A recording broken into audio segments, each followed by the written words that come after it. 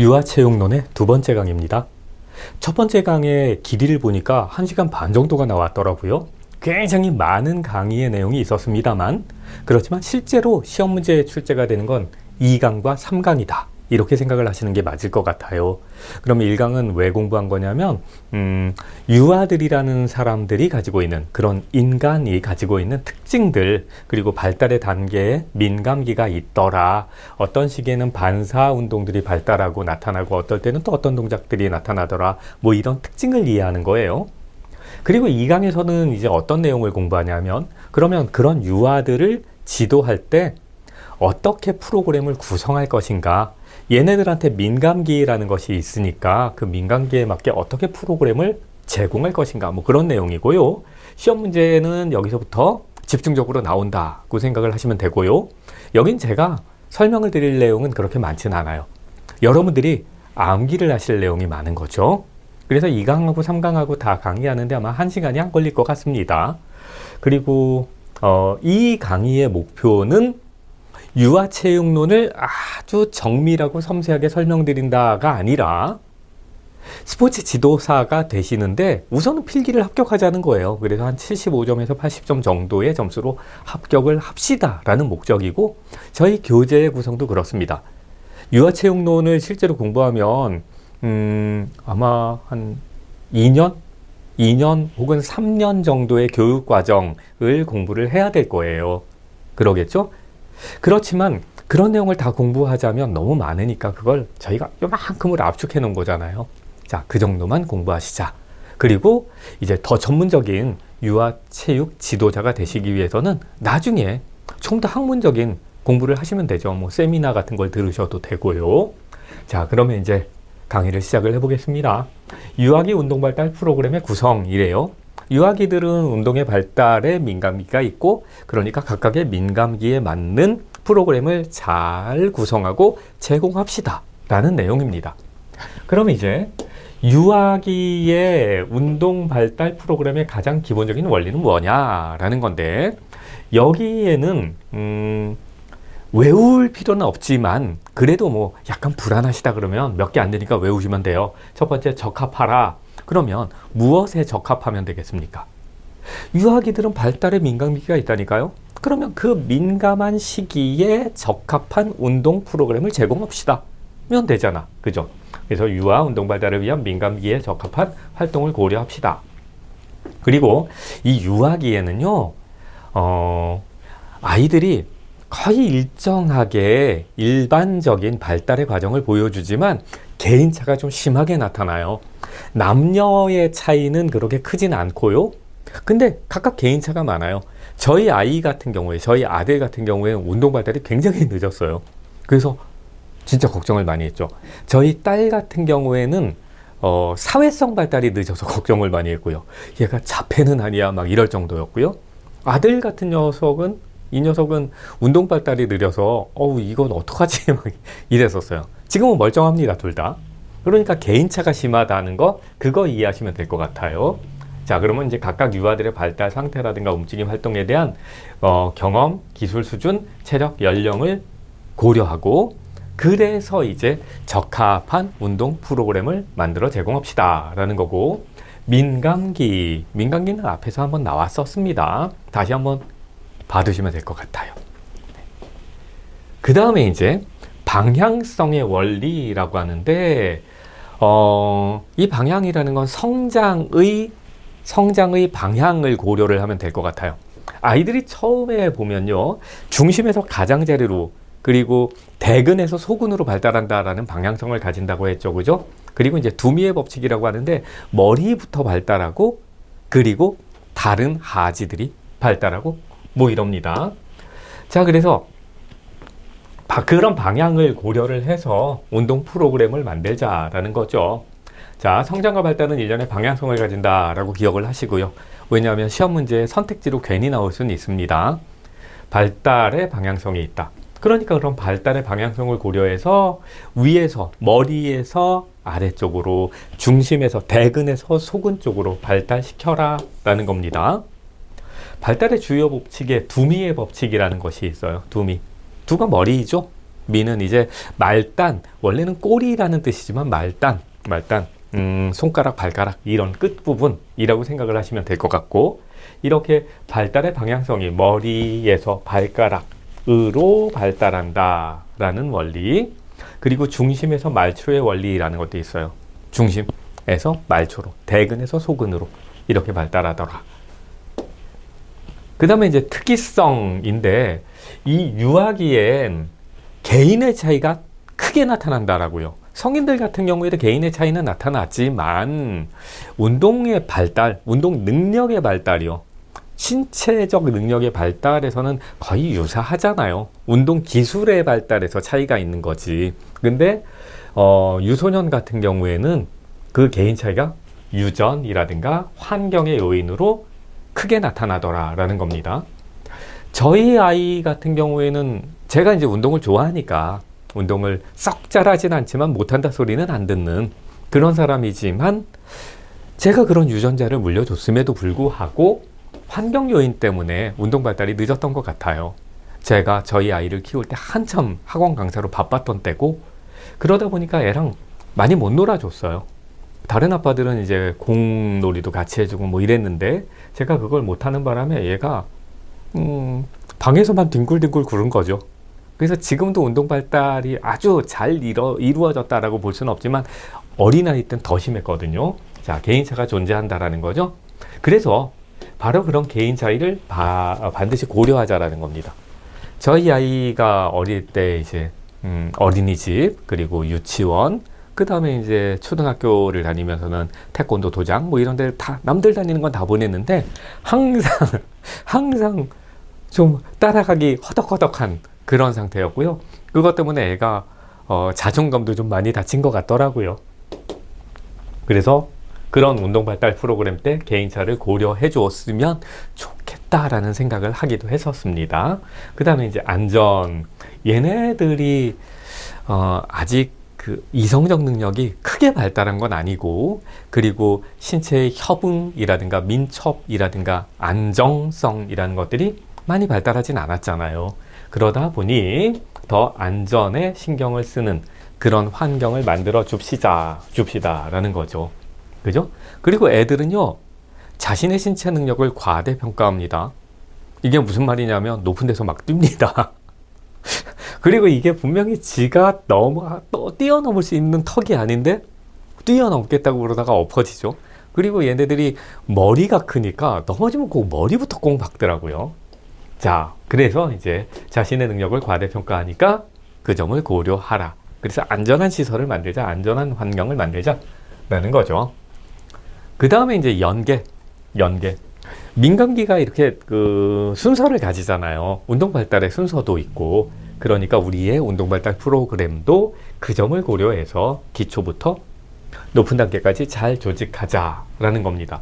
그래서 뒤에 보면 이제 기초 단계는 뭐고, 그리고 더 고급 단계는 뭐고, 뭐 이런 내용들이 나와요. 그것도 시험 문제 나옵니다. 운동인지 정서 영역이 상호작용을 하며 발달할 수 있도록 그렇게 순서를 고려하자, 단계성을 만들자라는 게 연계성 원리. 그 다음에 이제 다양. 유소년들은 금방 실증을 느끼죠. 이거 하자 그랬다가 그래 하자 그러면 또 딴짓하고 있고 먼 산 보고 있고 뭐 그러잖아요. 어떤 애는 이제 꾸벅꾸벅 졸기도 하고, 그러니까 그런 집중력이 떨어지는, 쉽게 흥미를 잃는 그런 특성을 고려해서 다양한 활동을 집어넣어 주자라는 겁니다. 별거 없죠, 그죠? 이런 것들은 그러니까 시간이 되시면 이제 특히 방향, 어디까지 올라가? 여기까지. 적합, 방향, 특이, 안전, 연계, 다양 등등의 단어를 한꺼번에 외우시는 것도 괜찮겠지만, 실제로 시험 문제를 분석해보면 이걸 한꺼번에 다음 중 유아의 운동 발달 프로그램을 위해서 고려할 사항이 아닌 것은 아니면 고려한 사항으로만 묶인 것은 이런 문제는 안 나온단 말이에요. 그러니까 요 용어하고 이 제목하고를 기억하시는 게 좋을 것 같아요. 안전성의 원리는 뭐냐? 연계성의 원리는 뭐냐? 뭐 이런 식으로. 자, 그 다음에 이제 구성 요소, 운동 프로그램의 구성 요소. 프로그램을 계획합시다. 그리고 프로그램의 계획된 프로그램을 적용해 봅시다. 뭐 이런 건데, 그러면 프로그램 구성 시 필요한 개념들이 뭐가 있을까요? 그냥 이건 상상을 해보시면 돼요. 이걸 다 외우려고 하지 마시라고요. 외워서 하는 공부는 진짜 어려운 공부예요. 그리고 무모한 공부이기도 해요. 물론 외워서 공부하는 게 제일 편하긴 합니다만, 그리고 안심도 됩니다만, 그렇게 공부하는 건 너무 체력이 낭비돼요. 자, 구성 시 필요한 개념들이 뭐냐? 프로그램 구성 시 필요한 개념들. 얘네들은 운동 발달 프로그램을 만드는 거잖아요. 그러니까 움직임의 범주들, 움직임의 종류들을 나눠놔야 되는 거죠. 그죠? 안정성하고 관련 있는 건지, 이동 운동을 가르치려는 건지, 물체를 조작하려는 건지, 아니면 복합시키려는 건지, 이런 것들. 그 다음에 이제 내용적으로 게임을 통해서, 무용을 통해서, 체조를 통해서 등등등. 이런 걸 나누는 거죠. 이거만 있는 건 아니겠죠. 그죠? 그리고 인지, 움직임 개념 중심, 움직임의 원리를 알려줄 것인지, 아니면 활동의 원리를 알려줄 것인지, 기술의 원리를 알려줄 것인지, 뭐 이렇게 인지 능력을 발달시키자. 그 다음에 이제 발달의 단계는 기본적인, 그리고 에서 출발해서 더 전문화된 움직임으로 발달시키자. 그리고 기술 수준은 초급인지, 중급인지, 고급인지. 자, 요것도 무엇가 초급이냐, 무엇가 중급이냐, 뭐가 고급이냐, 이런 건 필요 없잖아요. 예를 들어, 걷는 것은 초급이겠죠. 그거보다 조금 더 발달한다면, 러닝, 이제 뛰기가 나오겠죠. 그죠? 그 다음에 이제 점핑이 나오고, 깽깽이로 점핑할 거냐, 뭐 이런 것들도 나올 거 아니에요? 바로 그런 것들이 만약에 점프를 가르친다면, 제자리에서 그냥 깡충 뛰는 걸 가르칠래? 아니면 깽깽이로 뛰는 걸 가르칠래? 뭐 이런 것들이 있잖아요. 그리고 뛰면서 팔, 다리가 협응되게 가르칠래? 이러면 이제 초급, 중급, 고급을 나눌 수 있는 거죠. 그죠? 그래서 기술 수준 나눌 때도 그냥 무작정 이게 초급이냐, 이게 중급이냐 이러지 마시고, 시험 문제를 분석해 보면, 난이도가 낮아 보이는, 중간쯤 돼 보이는, 더 높아 보이는 이런 동작들을 쭉 나열해 놓고 어디가 초급이고 어디가 중급이고 뭐 이런 식으로 내요.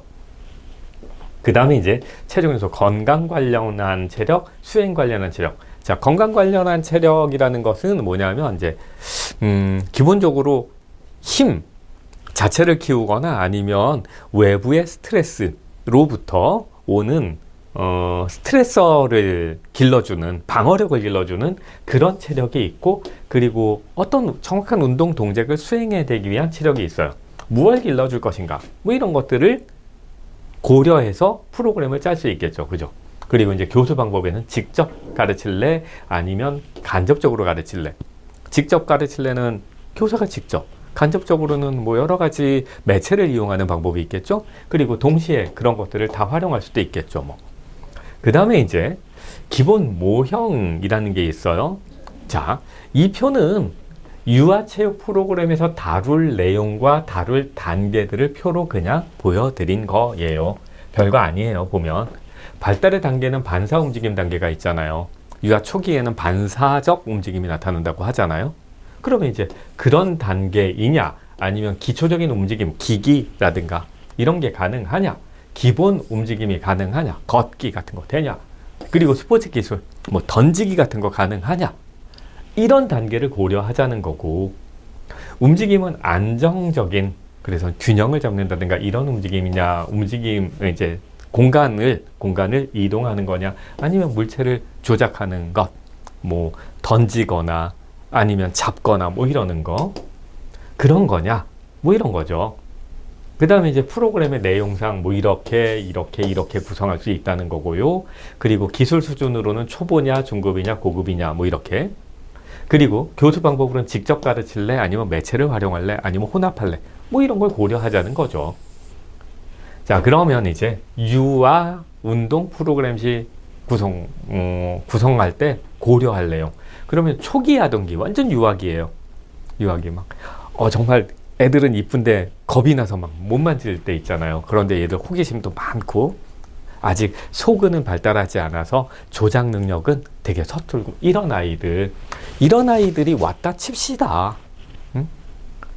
여러분들도 이제 조카나 아니면 직접 아이를 키워보신 분들도 계시잖아요. 그럼 그런 아이들일 때 무엇을 가르치고 어떤 기회를 제공하는 것이 좋을까? 그것만 생각하시면 돼요. 그러니까 이런 내용들을 이런 내용들을 외울 필요가 없다는 거예요. 외워봐야 시험 문제를 푸는데 그렇게 크게 도움이 안 돼요.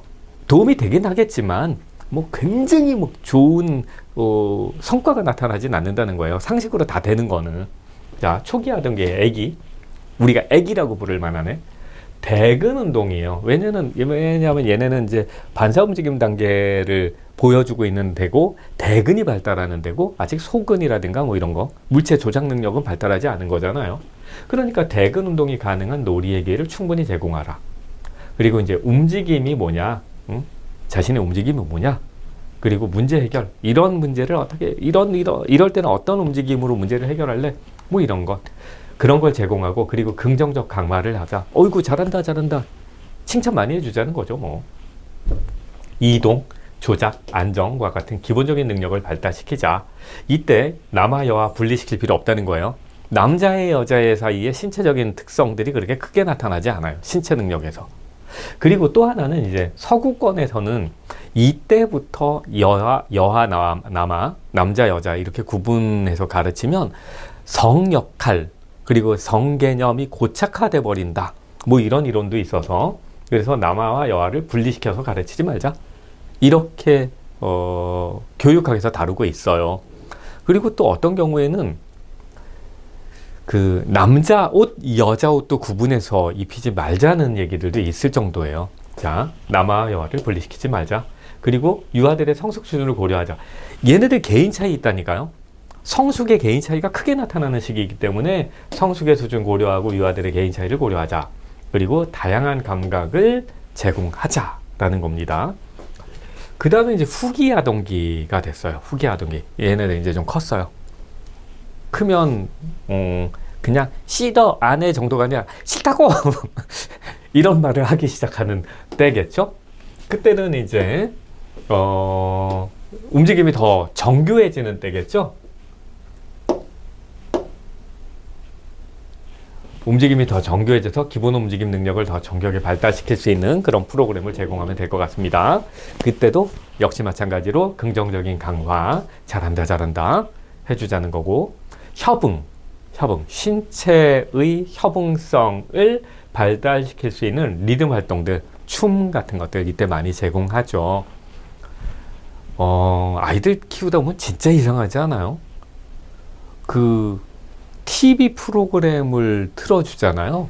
그러면 모든 아이들이 그 TV 프로그램 중에 동시에 꽂히는 거 있어요. 뭐 뽀로로 같은 거 틀어주면 동시에 꽂히고요. 진짜 이상해요. 그러니까 그런 프로그램들이 정말 잘 만들어진 것 같아요.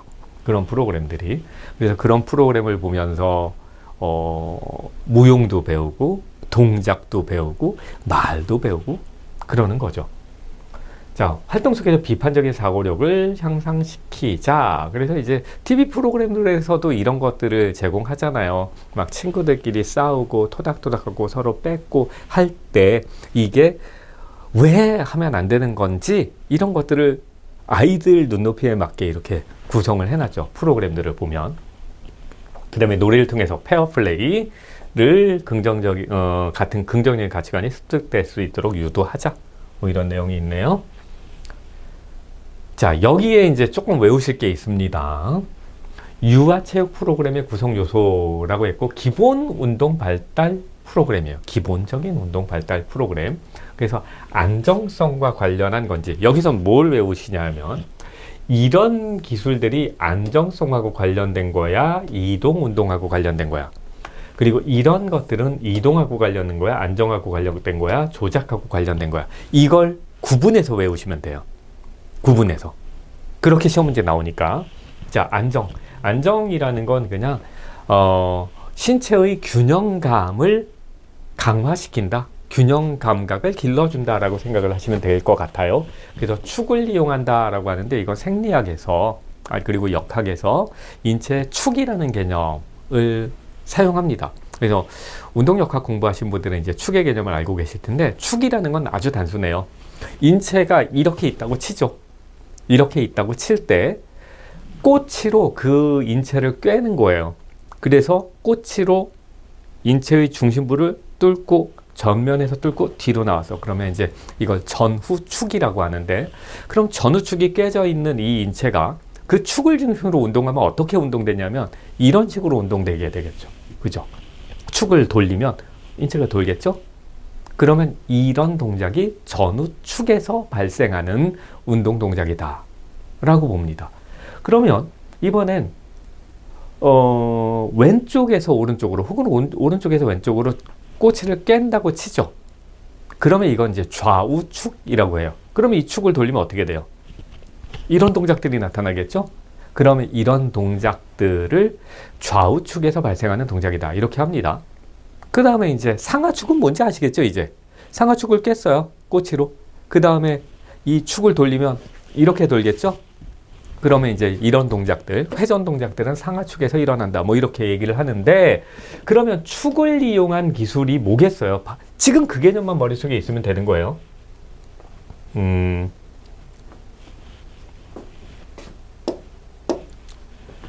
굽히고 늘리고 비틀고 돌고 흔들고 뭐 이런 것들. 그래서 축을 깨놓고 축을 막 돌린다고 생각을 하면 돼요. 굽히기가 왜 축을 이용한 거냐면 좌우축을 깨고 돌린 거예요. 그럼 굽히기가 되는 거지 뭐. 그죠? 이런 식으로 이해를 하시면 되고요. 정적인 기술과 동적인 기술들이 있습니다. 오늘 얘가 왜 이렇게 말을 안 들어? 직립균형, 거꾸로 균형하기, 구르기, 시작하기, 멈추기, 재빨리 피하기 뭐 이런 그러면서 균형을 잡거나 균형을 회복하는 그런 동작들을 집어넣으면 안정성 프로그램이라고 하는 겁니다. 그 다음에 이제 이동 프로그램인데요. 이동이라는 건 공간이 달라지는 거겠죠. 그죠? 그래서 가장 기본적인 게 걷기, 달리기. 걷기는 이제 워킹이라고 나올 수도 있어요. 달리기는 러닝이라고 나올 수도 있고요. 리핑이 뭘까요? 리핑. 그 다음에 이제 호핑은 뭘까요? 점핑은 뭘까요? 이런 것들은 여러분들이 다 유튜브를 통해서 확인해 보시면 돼요. 이런 것들은 동작을 하나씩 보시면 됩니다. 저는 여러분들이 이런 동작들을 다 하나씩 찾아보시고 이 강의를 계속 이어서 들으시면 더 좋을 것 같은데요. 잠깐 끊으시고 찾아보시고 오시면 더 좋을 것 같아요. 저는 이어서 강의를 하겠습니다. 우선 리핑 같은 경우에는 징검다리 건너기라고 생각을 하시면 돼요. 징검다리 건너기. 너무 빨리 가죠. 그래서 제가 보여드리면 이 동작이 잘 안 보여요.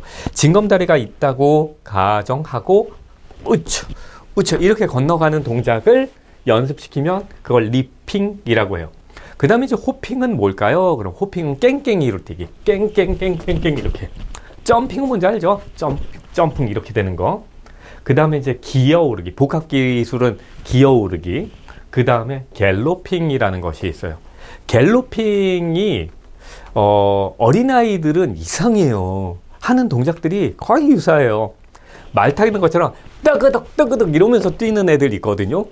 그리고 긴 막대기에 가랭이 사이다 놓고 떠그덕 뭐 이러면서 갑니다. 그런 걸 갤로핑. 슬라이딩이 뭔지는 아시죠? 그죠? 슬라이딩. 그건 이제 설명 안 해도 될 것 같고, 스키핑이 아이들이 제일 어려워하는 동작 중에 하나래요. 근데 스키핑은 스머프라는 만화에 나오는 스머프들이 움직일 때 라라라라라 이러면서 가거든요. 그게 스키핑. 그래서 제가 보여드리면 상체만 보여서 다리가 안 보여서요. 유튜브 같은 데서 확인해 보시는 게 가장 좋을 것 같아요. 자, 이거 시험 문제 나올 거예요. 우선 리핑이 뭐고 호핑이 뭐고 점핑이 뭔지. 그러면 이제 어려운 건 리핑하고 호핑 아니에요? 그 다음에 이제 갤로핑이 뭐고 스키핑이 뭔지 이거 확인하시고 이렇게 나누어서 뭐가 기초고 뭐가 복합적인가 이렇게 구분도 하시는 거, 그거 필요하고요. 그 다음에 이제 조작 운동이에요. 조작 운동. 물체를 조작한다는 거죠. 이건 맨몸으로 하는 거라면 이건 뭔가 다른 도구를 사용하는 거예요. 그래서 이제 추진 기술, 굴리고 던지고 때리고 치고 튀기고 되받아치고 뭐 이런 거. 그 다음에 흡수는 추진은 공을 다른 데로 내 몸에서 바깥쪽으로 던지는 거라면 얘는 내 몸 쪽으로 온 어떤 물체를 조작하는 동작이라고 보시면 될 것 같습니다. 그 다음에 이제 지각 운동. 그러니까 인지 능력을 개발해 주자라는 건데, 우선 시간 지각. 시간 지각은 지금이 몇 시야? 아침이야? 저녁이야? 뭐 이런 걸 가르쳐 주다는 거니까 이거는 뭐 괜찮아요. 그리고 이게 먼저야? 이게 나중이야? 뭐 이런 거 너무 쉽잖아요. 관계 지각이라는 말이 있는데, 관계 지각은 이제 두 개 이상의 물체 사이의 거리, 공간 이런 것들이 어떻게 달라지고 있는가, 그걸 가르치자는 겁니다. 그래서 이게 둥글게 말렸니, 아니면 펼쳐졌니, 아니면 위에 있니, 아래에 있니, 아니면 멀어졌니, 가까워졌니, 뭐 이런 것들. 그 다음에 이제 움직임의 질이라는 것이 있는데, 균형이라든가 시간, 그리고 힘, 흐름과 관련해서 얘가 빠르니, 느리니 같은 거, 균형이 잘 잡혀있니, 깨졌니, 뭐 등등등, 힘이 세니, 아니면 힘이 약하니 같은 것들 가르치자는 거예요. 그 다음에 이제 신체 지각, 공간 지각 같은 것들이 있죠. 공간 지각. 그 다음에 이제 방향 지각. 이런 것들은 지각 운동 발달 프로그램에 집어넣어야 되는 요소이다라는 겁니다. 그 다음에 이제 체력 발달의 구성 요소. 자, 요거는 그냥 그대로 외우세요. 이건 가장 기본적인 개념들이어서 제가 설명드릴 필요도 없고요. 혹시 생리학을 공부하시는 분들은 반드시 아셔야 되는 거고, 그 다음에 어쩌면 역학 공부하시는 분들도 또 반드시 아셔야 되는 내용들입니다. 워낙 기본적인 내용들이라 이건 제가 설명드릴 필요도 없고요. 쉽잖아요. 그죠? 그런데 다만 이게 건강과 관련한 체력 요소이냐, 아니면 운동 수행과 관련한 체력 요소이냐, 요것만 좀 구분해 주시면 될 것 같습니다. 예를 들어 뭐 유연하다라든가 근력이 얼마나 세, 그리고 근지구력, 버티는 힘은 얼마나 오래 버틸 수 있어, 그리고 심폐지구력은 얼마나 커, 체구성, 체지방 구성은 어떻게 돼 있어, 이런 것들이 이제 건강과 관련한 거라면, 운동을 직접 수행할 때 운동을 잘 하려면 필요한 것들 있잖아요. 뭐 이런 것들, 이런 건 수행 관련 체력 요소로 구분한다. 이렇게 구분해 두시면 될 것 같습니다. 자, 여기까지가 2강이 끝난 거예요. 2강에서는요, 말씀드렸던 뭐 워킹이냐, 러닝이냐, 아니면 호핑이냐, 뭐 스키핑이냐, 갤로핑이냐, 이런 것들이 가장 어려울 수 있는 거예요. 2강의 개념들은. 그래서 그 개념들을 잘 기억을 하시고, 그 다음에 요거, 이거 건강 관련이냐 아니면 수행 관련이냐, 이거 구분하는 것 정도가 조금 어려운 개념이고요. 기출문제를 한번 훑어보세요. 꼭. 그러면 기출문제를 훑어보시면 굉장히 쉬운데 조금 난해하고 까다로운 부분들이 지금 제가 강조한 그런 내용들일 겁니다. 자, 이렇게 해서 2강은 끝내고요. 2강하고 3강을 그냥 이어서 하는 게 좀 나을 것 같습니다. 어려운 내용이 아니고 완전히 구분되는 내용도 아닌 것 같으니까요. 자, 3강으로 바로 넘어갈게요. 그러면 이제 유아체육의 프로그램에서 교수 학습법, 그러니까 어떻게 가르칠까의 내용입니다. 여기서는 어떻게 가르칠까? 그러면 유아체육 지도 방법이라고 하는데, 우선은 직접 교수 방법이라는 것이 있어요. 가장 전통적이죠. 자, 날 봐! 선생님 따라하세요! 뭐 이러는 것들. 그래서 교육과 관련한 모든 내용을 교사가 모두 결정하고 가르칩니다. 이거는 교육학에서도 나오는 개념이에요. 직접 교수라는 것. 교사가 모든 책임과 모든 권한을 다 독점하면서 수업을 이끌어가는 방식이라고 보시면 됩니다. 그래서 이런 수업은 학습자가 많을 때 좋아요. 학습자가 많을 때 전체 학습자가 동시에 똑같은 내용을 공부합니다. 그리고 이럴 때 이제 쓸 수 있는, 이 직접 교수에서 쓸 수 있는 교수 방법은 지시적 방법이라는 것이 있어요. 지시적 방법. 수업의 주체는 지도자이고, 지도사 혹은 지도자이고요. 지도자가 모든 결정권을 가집니다. 그런데 이제 과제를 제시하는 방법도 있어요. 우선 설명을 다 하고, 그러면 이거 연습해가지고 검사 받으러 와. 이렇게 가르치는 방법이 있죠. 이런 경우는 유아에게 어느 정도의 의사결정권이 이양됩니다. 그리고 유아가 그 이양된 만큼 자신의 학습에 책임을 가지겠죠. 그런데 유아가 너무 어릴 때는 이 과제 제시 방법이 잘 안 먹히겠죠. 그죠? 유아가 조금 더 성숙해 있을 때, 그리고 이 수업에 익숙해져 있고 이 수업을 통해서 발달이 이루어지고 있을 때, 이때 이걸 쓸 수 있겠죠. 그 다음엔 간접 방법이라는 것이 있어요. 간접 방법이라는 건 직접 방법에 비하면 교사의 권한이 유아에게 많이 이양되었다, 넘어갔다, 이렇게 보시면 되겠죠. 유아 주도적이다 라는 겁니다. 학습 과정의 중심은 유아다. 실험, 문제 해결, 자기 발전을 통해서 배우는 방법, 이런 거고요. 뭐 여러 가지 활동이나 아니면 운동을 선택하는 기회를 유아에게 제공하는 거고요. 유아가 마음대로 그런 걸 활용하도록 하는 거예요. 그럼 이제 이 방법에는 두 가지 유형이 있는데, 하나는 탐구적. 그래서 유아에게 그냥 다 맡겨놓는 방식이에요. 유아에게. 그래서 지도자가 특별한 활동 과제에 대한 해결책을 요구하지 않고 그냥 너희가 알아서 해봐봐 라고 주는 거죠. 그러면 다양한 동작 과제와 질문을 유아에게 제시하고 이건 어떻게 해결할까? 뭐 이렇게 아이들이 스스로 해결하게 만드는 건데, 이런 경우엔 유아가 너무 학습의 초기일 때는 무조건 딴짓하겠죠. 자, 학습의 결과가 아니라 학습 과정 자체에 초점을 두는 거예요. 그래서 이건 교사가 가르치는 사람이 굉장히 큰 인내심을 가져야 하는 거죠. 그리고 이제 안내 발견적 방법이라는 건 학습자에게 충분한 표현이나 창의성이라든가 실험의 기회를 제공한다라는 거고, 지도자 혹은 또래 활동을 관찰할 수 있는 기회를 제공하고 매체를 활용할 수도 있어요. 그런 동작을 관찰하게 해서 과제를 수행하는 방법을 이해시키고, 그리고 이제 권한을 주는 거겠죠. 그래서 얘는 해결책을 요구하진 않지만 얘는 안내한다, 해결책을 안내하고 뭐 힌트를 제공한다 정도의 차이가 있다, 이렇게 보시면 될 것 같습니다. 그 다음에 이제 통합적인 방법이 있다라는 거예요. 통합적인 방법. 유아의 흥미, 그 다음에 유아의 집중력, 뭐 이런 걸 고려하면서 교사 주도의 체계적인 학습과 그리고 간접적인 학습과를 균형을 맞추어서 제공한다 라는 겁니다. 유아체육의 지도 원리를 보죠, 이번엔. 그러면 이제 놀이 중심이다, 아니면 생활 중심이다, 뭐 이런 건 한 번만 읽어보시면 돼요. 이건 그냥 쭉 읽어보세요. 이거 외우지 마세요. 그냥 한 번만 읽으셔도 저절로 외워질 거예요. 그 중에 가장 이런 거, 통합의 원리, 여러 가지가 통합되도록 하자라는 내용이 있는데, 자, 여긴 제가 설명드리면 똑같은 말을 그냥 읽어드리는 정도여서 설명할 필요는 없어 보입니다. 그 다음엔 유아체육 지도자의 역할과 요점, 이런 것들 공부하면 진짜 난리 나는 거예요. 그러면 시간 낭비가 너무너무 큰 거예요. 지금 시험에 얼마 안 남았거든요. 그죠?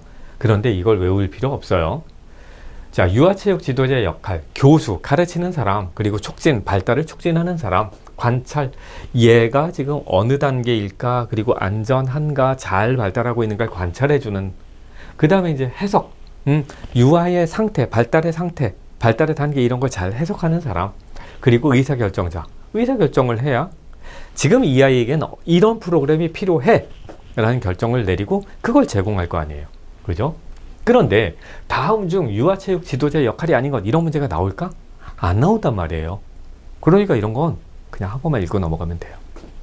그 다음에 이제 유의점, 여기도 마찬가지. 이런 거 뭐하러 공부해요? 상상해 보세요.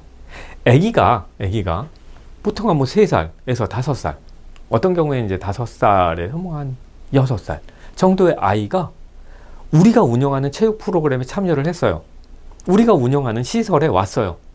무엇을 조심해야 돼요? 우선 안전이지. 그죠? 안전.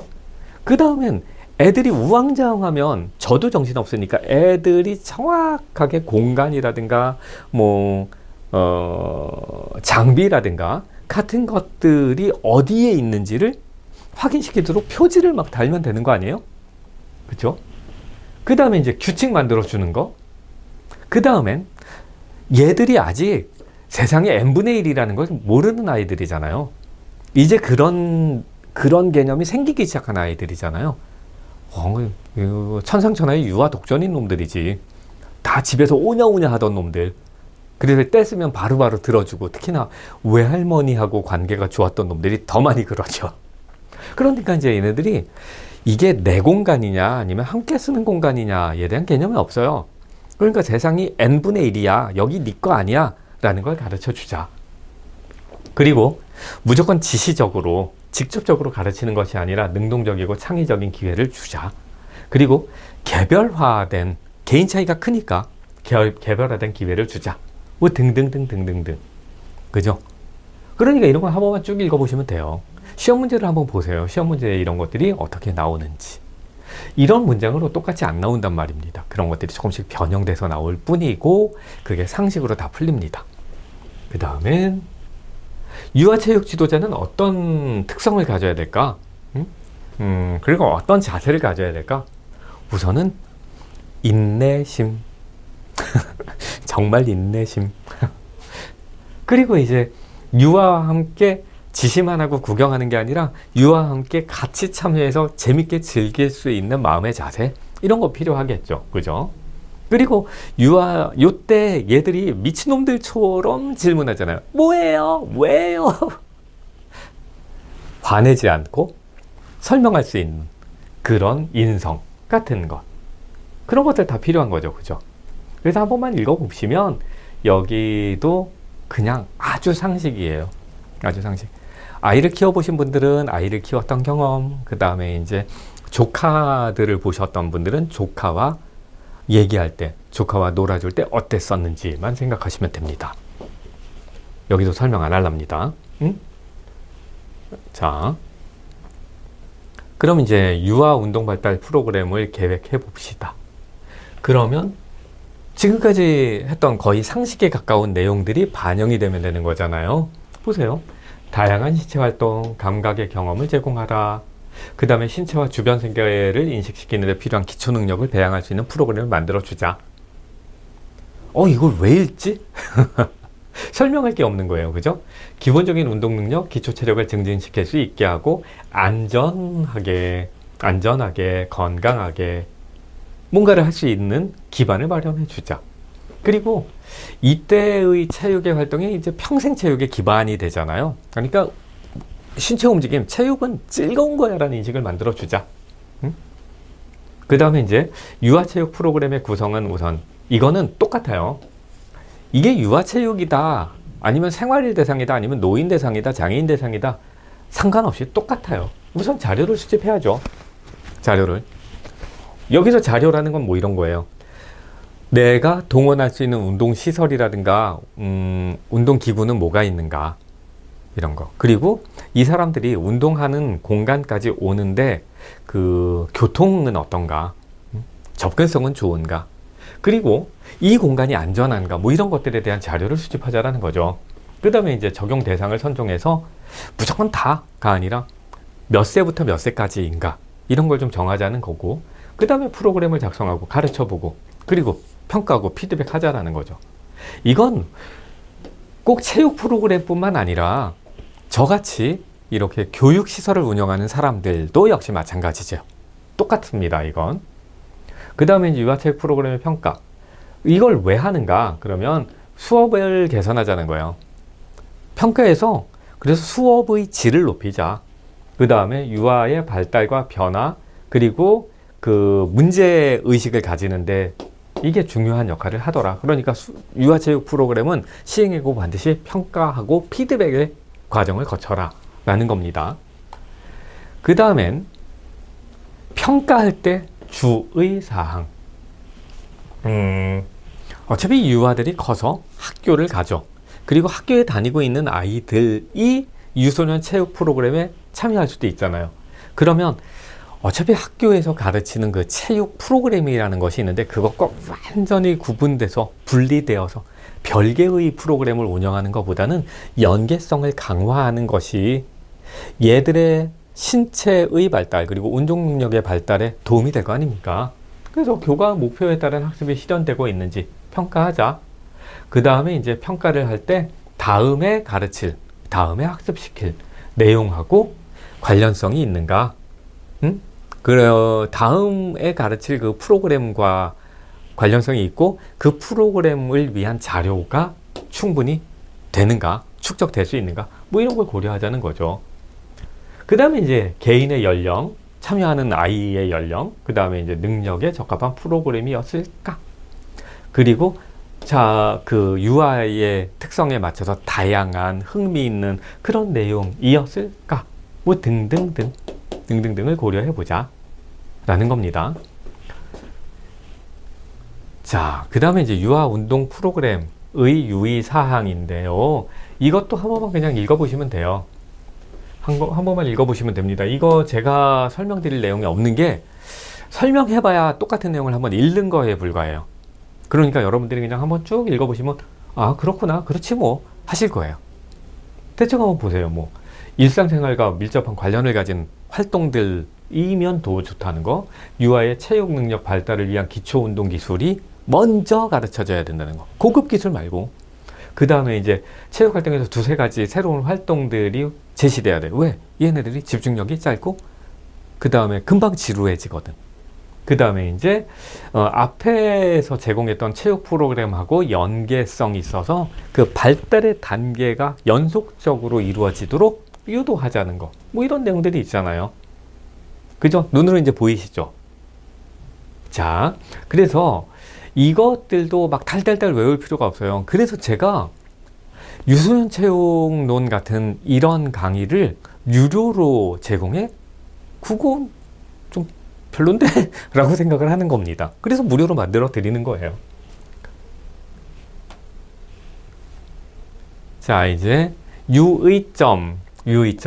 이것도 앞에서 했던 내용과 그대로이니까 이거도 제가 설명할 필요가 없어요.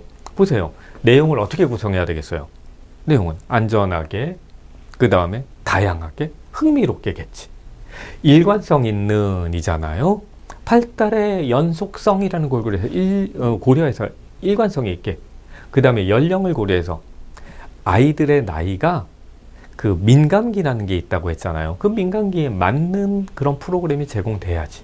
그 다음에 이제 리더를 선정하는 것 같은 거, 리더십 같은 것도 심어주자는 거죠, 뭐. 그죠?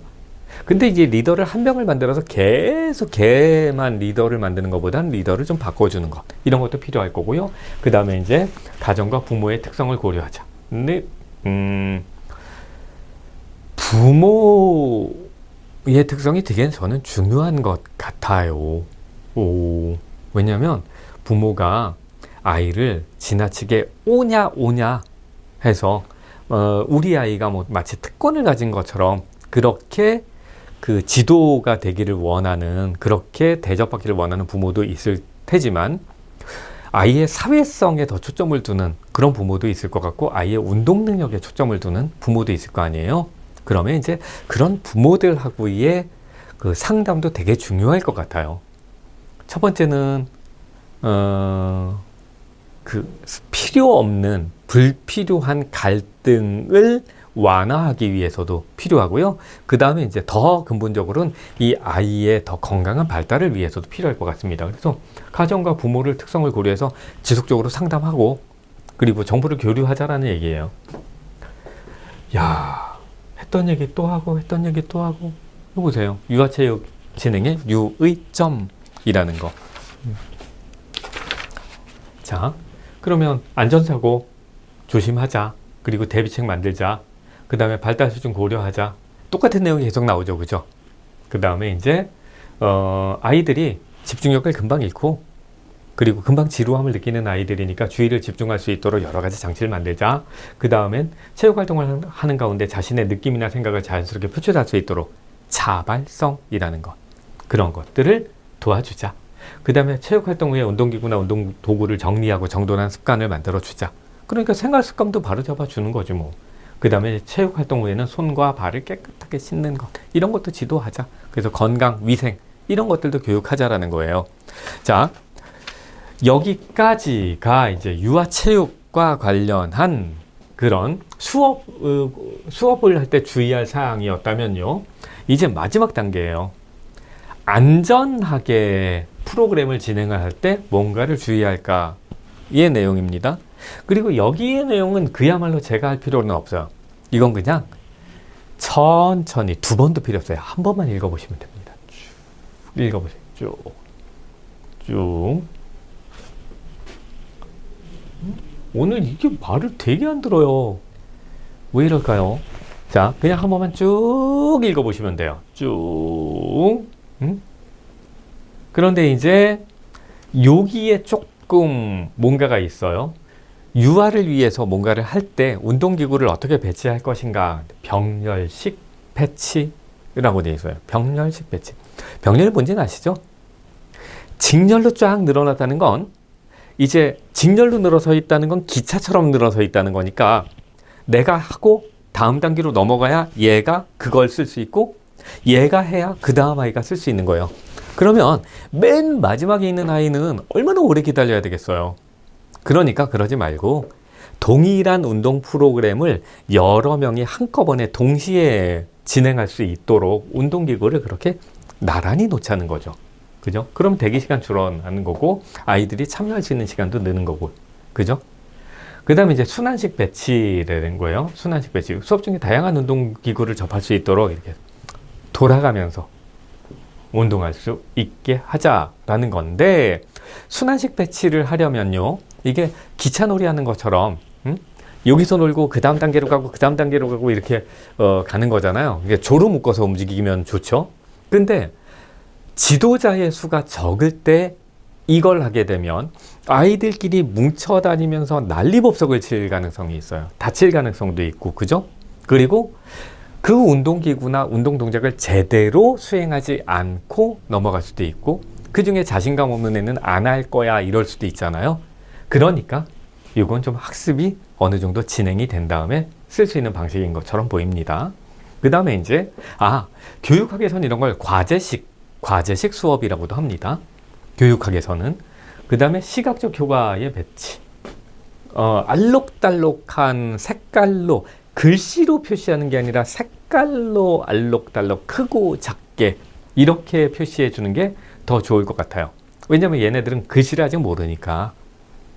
구역 아니면 구간 아니면 이 운동의 특징 뭐 이런 것들을 글로 텍스트로 전달받는 건 어려우니까 색깔로 구분해 주고, 그런 과정에서 이제 얘들이 뭔가 활동의 다양성 같은 것을 체감할 수도 있을 것 같아요. 그렇게 하자는 겁니다.